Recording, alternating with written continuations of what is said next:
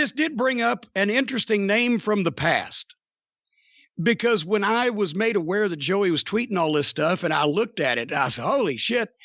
I just tweeted back to Joey. It looks like at Joey in retrograde, and I have things in common, ... Apropos out of fucking nowhere. Guess who decides to respond to that tweet? That is all that was said in that tweet. Guess who decides to respond? A very tiny man. A very, very tiny turnip-eating man. Austin Aries.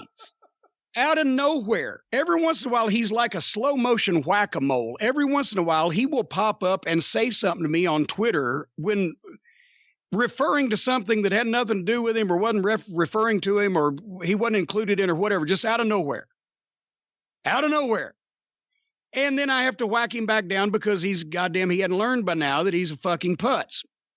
So he suddenly responds to this with, well, you were part of that culture, Cornette, and you were carny, and you were stealing from the boys and telling us that we weren't allowed to have an opinion and this and that and the other. I said, you shut up, you whiny little turnip-eating fucking bitch. You fucking little whiny turnip-eating bitch. Number one, I hadn't thought about Austin Aries in a while, but I assume that everybody knows the story of how miserable he is. But since we've got so many new listeners, I think they might not have heard this story of when we had to boot him out of Ring of Honor. They might not have heard the story about how miserable a person Austin Aries is. So I thought, you little turnip-eating cocksucker, you, who wants to fucking call me a goddamn liar and a carny and a thief, let me explain something. First of all, Austin Aries, you weren't even around when Sinclair was in charge, when the Sinclair era started, because we had already weeded you out. Weeded you, and you're whining and you're griping and you're complaining and you're cancerous poison in the locker room out. Because what happened was when Gabe Sapolsky was booking Ring of Honor, the last time that he split with Austin Aries and stopped using Austin Aries, he said he was never going to book him again because he was such a pain in the ass. Because he always wanted to be the world champion. He didn't want to do a job. He was always griping about something. He was always complaining about something, and he was always spreading it around to the boys in the locker room. But then when I went back to Ring of Honor in 2009, Kerry Silken had called me. Adam Pearce was the booker. And it wasn't long after I started. As a matter of fact, it was the same night. It was the same night that I started in New York. They brought Austin Aries back because Adam had known Aries for a while. They'd been in Chicago together. He thought, certainly he'll work with me. You know, I can deal with him, whatever the case, right? So Aries comes back and is immediately put into the mix for the world championship because I've never said that Austin Aries couldn't work. He's a great little performer. Problem is, he's never going to be a main event superstar in a big company, and he can't admit it. But he's an excellent performer, and he has great matches. And he fit the suit in Ring of Honor because the champions weren't that big anyway. So he immediately got into the mix with the Roderick Strongs and Davey Richards and etc. But then, as time went on, Austin Aries dropped out of the, as you go back and look in the 2009, 2010 era, go back and look at some of the results. Austin Aries drops out of the world title picture and starts managing. You might remember this, Brian. I brought you around to some of the shows at that point. Starts managing Kenny King and Rhett Titus, the All Night Express. I remember one of the first shows you brought me back to after you went back, because I had not been to Ring of Honor since like 2006. The last time you had been there was the main event was one of the best matches I've ever seen live. Tyler Black versus Austin Aries for the Ring of Honor title in the Manhattan Center. Yeah. And it was fantastic. And then I hung around afterwards and I got to see just how miserable the guy was. He was in his suit walking around, he was miserable. I mean, you could see it. But yeah, I saw it, and fantastic wrestler. I remember saying to you, this guy should be pushed. He's so great. And whoever was next to you, I can't remember, they're like, making the noise. Yeah. Yeah. So, well, anyway, but then he faded from the title picture. He's still with the company, but he's managing Kenny King and Rhett Titus. And about this time, and I'll give some Ring of Honor business background. About this time is when Adam Pearce got fired as the booker. And we've told this story before because he had finally had enough because there were factions in the company, and he sent Carrie Silken, the owner, an email. And he led with basically, first of all, fuck Sid and Ross. Ross was Ross Abrams, the merchandise weasel, and Sid was Sid Eck, the guy in the office. The Dick Cheney of Ring of Honor. The Dick Cheney of Ring of Honor. Emphasis on the dick. And here's the thing. Quick primer in this. Sid was really the general manager of the company. He was the guy that ran the day-to-day operations. Carrie was the owner, and Carrie was the financial backer. It was Sid's job, and he did it very well, to wheedle and cajole and connive deals on buildings, deals on chairs, deals on advertising, preserve Carrie's money. As the boys didn't like him, nobody liked Sid. He came off like a fucking dick. When he met the Sinclair people, they thought he was a dick. All the boys thought he was a dick. Well, because he was a dick. Don't we thought he was an idiot, too. He was also one of the dumbest people I've ever spoken to about business when I had to call him a few times. He was a complete idiot. But I think he was a bigger dick than he was an idiot. I think sometimes he just wanted to be an idiot because it served his purposes. But nevertheless, the point is, he was the guy in charge of trying to run this as inexpensively as possible on Carrie Silken's dime, and that's what he would do. And the wrestlers didn't like him because he put them in 6 and 8 in a fucking room, a hotel room for a night at the airport somewhere. Anyway, everybody was the wrestling side of the operations was taking sides against the office side of the operations, which was Sid and Ross. And unfortunately, as Adam learned and has since gone on and prospered and everybody's made up, he wasn't going to win that fight because Sid was the guy that was running the fucking thing and was saving Carrie a lot of money. The problem was he could only save Carrie money on the business side, the building rentals, the advertising, the fucking trucks, the fucking crews, the whatever the fuck. He didn't have anything to say about the wrestling side. I found out that Gabe had not really shared a lot of information on his thought processes and how to book and pay for wrestlers with Carrie. And Adam had not been there very long. It was basically it was his first booking job, so he was just going along with what had been done.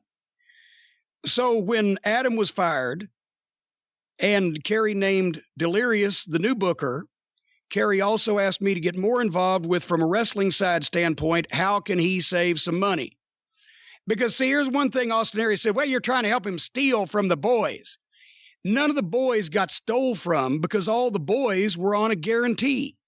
And they got their guarantee. They got paid regardless of whether Carrie Silken made any money or not. The only one that was really, Carrie Silken was on a guarantee, all right. It was guaranteed he was going to lose money. We just weren't sure how much. So Carrie asked me to figure out how he could save some money from the wrestling side of things. And one of the things that we reviewed at that point was that Austin Aries had come up with an idea and put himself in an angle where he is the manager of Kenny King and Rhett Titus. He's not wrestling, he's managing. He also happens to be, by $50, the highest paid talent on the roster. So immediately we've got the world's highest paid manager. And also, Carrie Silken also came to me and said, can you and Delirious please talk to Austin Aries? Because he is always complaining. He's always griping. He's making the guys in the locker room miserable. He's saying things, the company is doomed. Sid's a crook. They're doing all things the wrong way. They're stealing from us. They'll never get over this way. It's only a matter of time before we close down. If they do things my way, blah, blah, blah. So that's when, after an HDNet TV taping, Delirious and I sat down with Austin Aries and explained to him that now that Hunter was the booker and I was being asked to take a more active role, that if he had troubles or concerns or problems with the office or however he was being treated or whatever his situation was, instead of sharing them with the rest of the locker room, he could come to us and we would do our best to address them. He didn't have to trust me. We didn't know each other that well, and I could give a shit, right? Because I had bigger fish to fry than one fucking malcontented wrestler. But Delirious was one of the boys. He's been working with Delirious. He's just come from the locker room with him. He knows what kind of guy he is. He's straight up and he's honest. He wasn't going to bullshit him. We were going to try to help the fucking guy with his issues. But I said, you cannot continue to be the highest paid guy on the roster and be making everybody miserable and spreading all this fucking doom and gloom. And that's when he uttered the immortal phrase, "They don't pay me enough not to have an opinion," which is why that Ring of Honor ceased paying him to begin with. Here's something else in the conversation that I've not revealed before, but I will now, because it now a pattern has been established of how this little weasel Austin Aries goes around trying to milk and bilk everybody and then reflect or project what he does on other people, saying I'm a carny and I stole money from the guy. I spent money for a year and a half because I was in a position where I could do so to try to help get Ring of Honor. Number one, get him some of his money back. And number two, get Ring of Honor on real television. And number three, make him somewhat financially stable, which I was able to do. But I went in my own pocket because I believed in that project. And I got a job later on, and it was not the highest paid job I've ever had. And it wasn't about the money. It was about the product and trying to, at that time, save wrestling. So I take issue with his little weaselly, whiny mouth saying that. But also, to say I was carny. Here is what Austin Aries told me in Delirious. He said, well, he said, because he had arranged with Adam this angle where he would become a manager suddenly and not wrestle. And he told us, well, I took a bad bump a few months ago, and since then, my dick hasn't gotten hard. Come on. And because now I'm seeing a pattern, because I have never heard that ever before or since. So I have no idea whether that was a legitimate statement that he meant and it was coming out of his mouth in all good conscience, or whether he was just the most creative motherfucker that I've ever seen at trying to keep a spot where he's the highest paid guy on the roster and doesn't actually have to wrestle. But I sense a pattern, because when I think back, when I first went to TNA in 2006, guess who was there? Austin Aries. They called him Austin Starr. Little bitty superstar Billy Graham gimmick, because he had the good arms then. He didn't become a fucking vegetarian pussy and deprive himself of meat, so he actually still looked halfway like a man back then. But he didn't like the gimmick, and he was always whining. Dutch Mantel told me, he said, that motherfucker over there will whine and gripe more than anybody, right? And pretty soon he was done with TNA. And here's the thing, he can also say, well, Cornette, you're toxic and you get kicked out of everywhere, or you get fired, or nobody wants you around. Here's another one of his problems with me. I have always been in a position above him, wherever we've been. When we were in TNA, I was a television producer. I was working underneath Jeff Jarrett and Dutch Mantel directly. I was the on-camera authority figure for the entire company, and he was an interchangeable, whiny, malcontented member of the X Division. And he was phased out.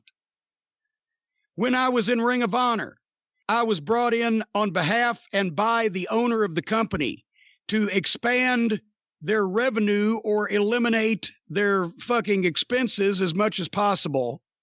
And I was working with the entire company and attempting to make us, as a matter of fact, while he was still there, and this was still going on, I think the Sinclair thing had at least popped up as a possibility, but we had 2 or 3 other things that we were discussing. It was going to be either revenue or reduced expenses for Ring of Honor.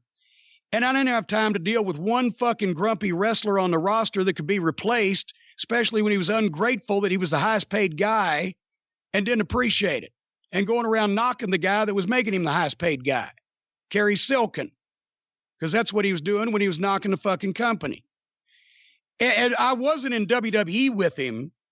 I've already main evented WrestleMania and worked directly with Vince McMahon himself by the time that Austin Aries got to the WWE, and they put him in developmental, and guess what? He didn't like his gimmick, and he whined and griped, and I think they even made something of him of being a whiner and a griper out of his gimmick, and then fucking off he tootled because they were done with him when he was done. And then Gabe Sapolsky had said, I'm never going to book this pain in the ass again. And then Adam Pearce had, and then for the next booker, he'd become another pain in the ass, and for the owner. So he was done there. And most recently, Court Bauer actually called me earlier this year and said, well, I know you don't like the guy and you've had problems with him, but Austin Aries is going to be in Milwaukee. I said, why? He said, well, because he called me up and he said he went to high school 5 minutes away from our building and maybe he could sell a few tickets. So he's calling guys up, pulling the old, hey, you're close to my high school deal just to get booked. I said, well, let me know when he talks you out of one of his belts or talks you out of one of your belts to court. But anyway, so let's just be clear. Austin Aries never did anything for the boys. He's Eddie Mansfield's, I did it for the boys. You did it for yourself. You're a whiny little bitch. You're always miserable. Don't call me a thief, motherfucker, because indirectly, I was putting money in your pocket because you always got your guarantee. I spent money to publicize some of those shows that you were on because with you on top, they weren't drawing that well when we were trying to make things look good for potential business partners. So indirectly, I helped finance you, you little prick, you little soft prick. And don't call me a carny because I had bigger fish to fry in the overall scheme of the business of a wrestling promotion than to deal with your whiny bitch ass. So don't pop up at me on Twitter either, motherfucker. And the last time I said something on Twitter about something, and he pops up with, well, I think it was the Sami Callihan thing. And he said, well, you avoided me and wouldn't make eye contact all fucking night. I wrote back, I said, I thought we were being professional by ignoring each other because I have nothing good to say to you and you have nothing good to say to me. And since you begged your way on the show, I figured I'd let Court have his fucking hometown boy. I didn't know we were supposed to relitigate our issues from 10 years ago in the MLW locker room because once again, I was working there as not only the color commentator, but part-time producer of television content directly under the boss of the company. And he was the guy that called and asked to be booked as a favor because we were near his high school. So why the fuck do I need to concern myself with one malcontented wrestler in the locker room? Did he actually sell any tickets? I don't think so. Not anybody that wasn't already going to be there to begin with. He's a Wisconsinite. Wisconsin, smell that dairy air. Anyway, so if for people who were perplexed or puzzled about why Austin Aries just decided to jump in on my tweet about Ring of Honor with Joey Mercury, it's because he's still butthurt and his pussy needs powdered and he needs somebody to hold him down and stick some fucking ground beef in his mouth and maybe he'd grow some hair on his balls that Manscaped could shave off, or possibly he'd be able to get that erection that bad bump deprived him of about 11 years ago now. Did he say what kind of bump it was that caused him? I don't fucking know. He was just trying to bilk Kerry out of money for not working because he was miserable about nothing else going his way. And once again, for the people said Mr. Pot to Mr. Kettle, I deal with the bosses behind closed doors because I'm always in the company at a high level position. I'm not fucking some mooch in the locker room fucking spreading malcontentedness because I got nothing better to do and nobody's listening to me because I'm not important.